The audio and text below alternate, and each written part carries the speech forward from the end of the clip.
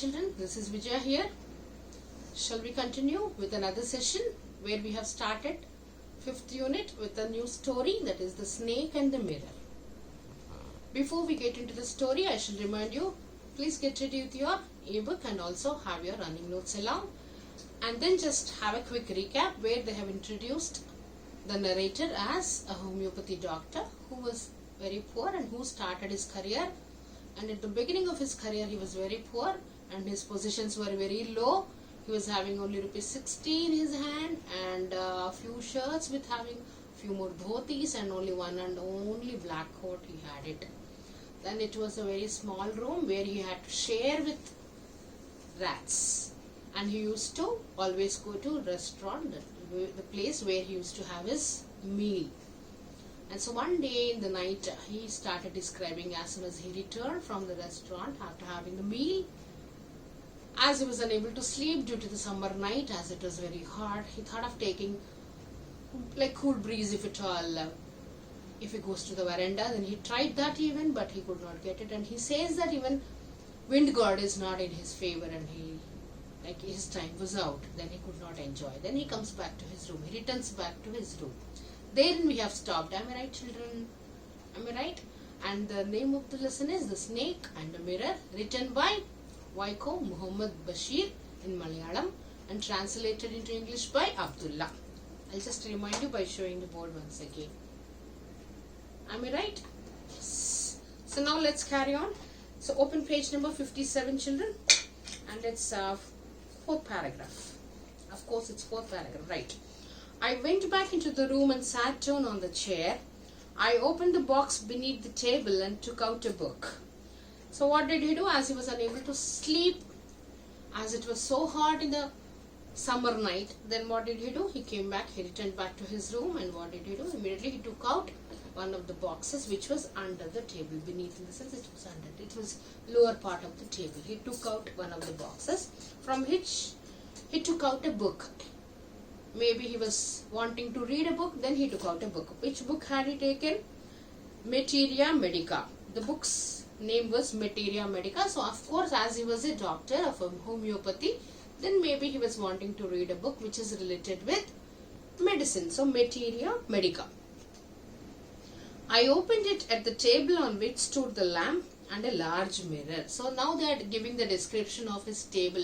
How did he set his table? Try to please visualize, children, because there is something to do with this for the story. So I opened it at the table on which stood the lamp. So there is a table lamp. Which lamp did he light before? We have already learned it was a kerosene lamp. So on the table there is a kerosene lamp and a large mirror. There is also a large, big, like moderately big sized mirror also was available. So not only the kerosene lamp, but also there was also a mirror. Then what did he keep there? He also kept his book there to read about. And also there is a small comb lay beside the mirror. So there is also a small comb to comb his hair maybe. So mirror and a comb is a combination. Then light is to let him have the brightness in the room. Then he kept the book on the table and he thought of reading the book. Then he says something interesting about the mirror, children. Please listen, you will love to listen to it. One feels tempted to look into a mirror when it is near one. I took a look. In those days, I was a great admirer of beauty and I believed in making myself look handsome. So he says that as every one of us, we are very fond of looking at our own image using the mirror, of course, and especially whenever we want to go out or whenever we want to attend a function or any kind of an event, and especially when we dress up something differently with some designer wear or something, we spend a lot of time in front of the mirror, irrespective of the gender, a boy or a girl or a lady or a gentleman. So usually we do that because we are all social beings and we are all living in the society, so we would like to present the best in front of somebody. That is a tendency of human beings. So here the homeopathic doctor, he says the same thing, that one feels tempted to look at the image. Whenever you see a mirror, as soon as, for example, if you go to the shopping mall and they provide you many of the mirrors, as you pass by the mirror also, when immediately, when you notice that there is a mirror just next to you or beside you, immediately you will step back, you will come back and you will just look at the mirror image, and then you are satisfied and moving without looking at your image. When you notice a mirror there, you will not move further. We will not move further. That's a tendency of human beings, right, children? So that's what our author is saying, narrator is saying, that even he is very much fond of looking at his own image by using the mirror. And he says that in those days I was a great admirer of beauty. So he says that I used to be a good admirer of a beauty. The one who adores, the one who is influenced, lot of influence is on him from the beauty. So he used to admire the beauty. He used to love beauty of the people, and he loves to be beautified by himself. So he started only thinking about the beautification in those days. Children, this is a story he is narrating about his past days, right? So that's what he is saying. Those days I was admiring the beauty. So in those days, when he was just a doctor who started his career, at the beginning of his career, he was very fond of taking care of his beauty by looking into the mirror image always. Then I believed in making myself look handsome. So always he used to groom himself by looking into the mirror. So always he would like to beautify himself by looking into the mirror. I was unmarried and I was a doctor. So now he is describing, because why is he like very fond of beautification? Why does he say so, that he was admiring the beauty? Because he was unmarried, so he was wanting to get married. So to get married, one would definitely try to look smarter or beautiful. If it is a man, yes, of course he would try to be handsome. If it is a girl, of course she tries to be beautiful. Then that's what he says, that yes, I'm unmarried and also I'm a doctor. I felt I had to make my presence felt. Then he says that wherever I go, people should feel my presence. That I can make it only with my beauty. If I look handsome, then people look at me and people notice my presence wherever I go. So that is what he was wanting. So the reason behind why did he say that he admires beauty is to have the identity in the society. I picked up the comb and ran it through my hair and adjusted the parting so that it looked straight and neat. Then as soon as he was just telling all these things, what did he do? Immediately he took out the comb which was just next to the mirror and he started combing, and he took the parting where he could see that parting is done very properly, which was looking so straight, and he was satisfied by then. Again I heard that sound from the above. Then he noticed some sound from the above, from the roof. Then he did not he just overlooked, because as it is there are many rats here and there moving, jumping. Then he thought fine, it is ignorable, and he ignored that sound. I took a close look at my face in the mirror. So he continued grooming. He was just looking into his own image. So he continued to look at his own face in the mirror. I made an important decision. So as soon as he looked at his face, after combing the hair and after setting his parting and all, then he made up his mind with a decision. What decision is that? Let's see. I would shave daily and grow a thin mustache to look more handsome. Then he feels that fine. He would like to. He doesn't feel like having beard here and there. So he would like to shave daily, and he would like to grow a slight mustache only, where he can look much more handsome. So his decision was to grow mustache. I was after all a bachelor. So again he's supporting why he is taking all these decisions to look much more handsome, because he's still a bachelor and he has an intention to get married, and a doctor too. I looked into the mirror and smiled. Then as soon as he looked at the mirror, he smiled by looking at his own image. It was an attractive smile. Then he felt, oh my God, I look much more smarter, I look much more handsome when I smile. He felt so. I made another earth-shaking decision, then another earth-shaking, then another big decision he has taken here, saying that I would always keep that attractive smile on my face. So I always try to maintain that smiling on my face, because that smile is adding much more beauty to my face when I'm smiling. So I try to maintain that smile. That is what earth-shaking decision. And to look more handsome, I would definitely love to smile further as well. I was after all a bachelor. Then again he's supporting his statement that why does he need to do all that? Why does he need to maintain his smile throughout? Because after all he was a doctor, he was a bachelor, he was unmarried, it means. And doctor top of it, again came that noise from above. Then again, as he was thinking all these things in mind, again he heard the sound from the roof.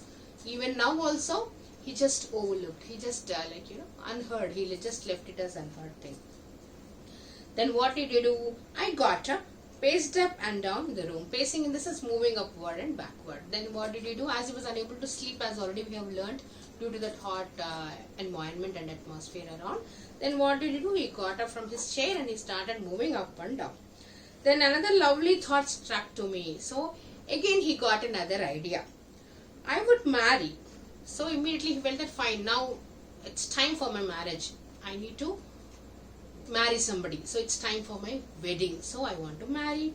I would get married to a woman doctor who had plenty of money and a good medical practice. See how greedy he is here.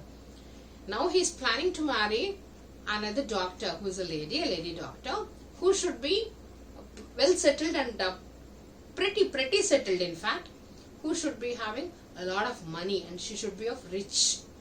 She should belong to a rich family. So now he made up another decision, marrying a rich lady doctor who has got her own practice. So completely settled lady doctor he is wanting to get married to.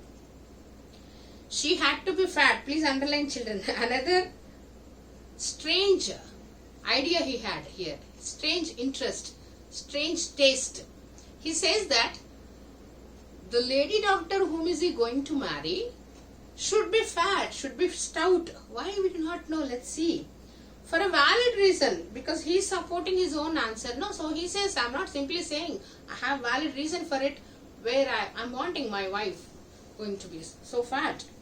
Because if I made some silly mistake, further if at all he makes any silly mistake and needed to run away, and if at all he needs to run away from her, she should not be able to run after me and catch me. How funny he is. Just see, children, how silly he is. It's sounding to be so silly as well.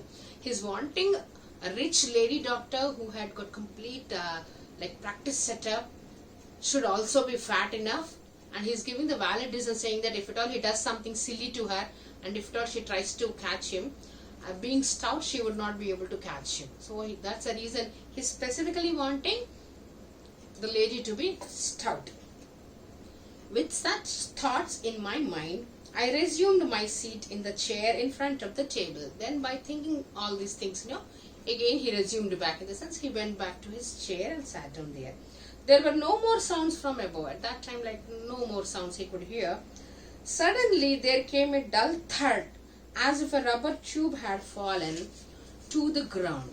So till then he did not hear any of the sounds, but then a dull thud, like any of the things, like a rubber tube or something which is made up of rubber material, if it falls down on the floor, on the ground, thud kind of a sound comes. Dull thud, not big one.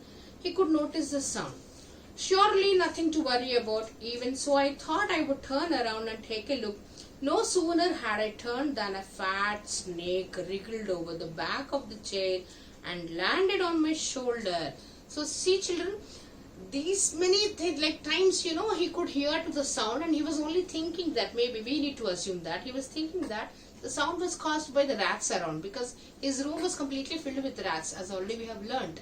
Then he was just taking it, easy, that fine, it may be a sound of a rat only. Then he did not. But when it was a dull thud kind of a sound, then he thought of just looking at it at least. Come on, let me check, what is it? Meanwhile, before that, he could notice that it was nothing but it was a very big snake which was wriggling his shoulder. Wriggling in the sense, wriggling is nothing but again the same thing, children, coiling, looping and twisting to his shoulder. The snake's landing on me and my turning were simultaneous. So for example, the snake had just fallen on the floor here, and as soon as the narrator, in my place if he is sitting, he would just notice this third sound, and he just thought of just looking leftward. By the time he could look at it, immediately the snake was very much on his body. It it landed on his body and it got wriggled to his shoulder. That is just exactly above the elbow. Above the elbow. Then just try to imagine, children, if there is a snake wriggled here to my left hand, then where would it keep its hood? It's exactly just very close to the face of the narrator. Try to imagine if it is a hood of the snake. And this is my shoulder just above the elbow. And the snake got wriggled here. And just see where is the hood of the snake. It is quite close because he was just turning to look at what is the sound. Then he could see the snake so close. So both the actions have been done simultaneously. The snake coming, wriggling to the hand of the narrator, narrator trying to look at leftward. Then just face to face encounter. Is it not interesting, children? Frightening as well, maybe? Yes. Then what did the narrator do? I did not jump, I did not tremble, I did not cry out. So 3 things usually we do it whenever we see a snake or any harmful creature around us. You know, we usually jump, or we should tremble with fear, we shake, we tremble with fear. Also we cry out loudly for like calling somebody for helping us. But all these 3 things he did not do it. Neither he jumped, nor even he trembled, nor even he cried out also. Because there was no time to do any such thing. Then he says that, where is the time for me? As soon as I just try to look at what is that sound itself, I could see the snake so close. Then where is the time for me to cry out for the help, or even to tremble, or even to jump also? Because as it is, it got wriggled to my shoulder. Snake slithered along my shoulder and coiled around my left arm above the elbow. Then this, as it landed on his shoulder, it came down and already it wriggled. It sniffled in the sense, children, it is slithered in the sense it is only moving softly. And what did he do? It got wriggled to his shoulder as it is above the elbow. So then there is no chance for him to cry out for the help, or else to show his fear by shivering, or else to jump. If he jumps also, he jumps along with the snake because already it is coiled to his left arm. The hood was spread out and its head was hardly 3 or 4 inches from my face. So see, children, as I said, try to visualize this is the hood of the snake, and as soon as he turned, so it was only the gap of 3 to 4 inches. So of course there is no scope for the doctor to react in any way. So let's stop here and let's continue the suspense, and we'll see what would happen, whether snake is going to bite him, or will he be doing something to the snake. We'll just leave it to the next session. I hope all of you might have enjoyed it. So in this particular session, what did we learn all about? It was all about his past experience, and whereas he was thinking and he was planning to get married, and he was very much admired by the beauty, and he was only going on thinking about his self-grooming. And what were his wishes? First wish was to get married to a lady doctor who was completely settled, who belonged to a rich family, who should also have, she should also have her own self-practice. And also another funny wish was to have the lady to be so fat.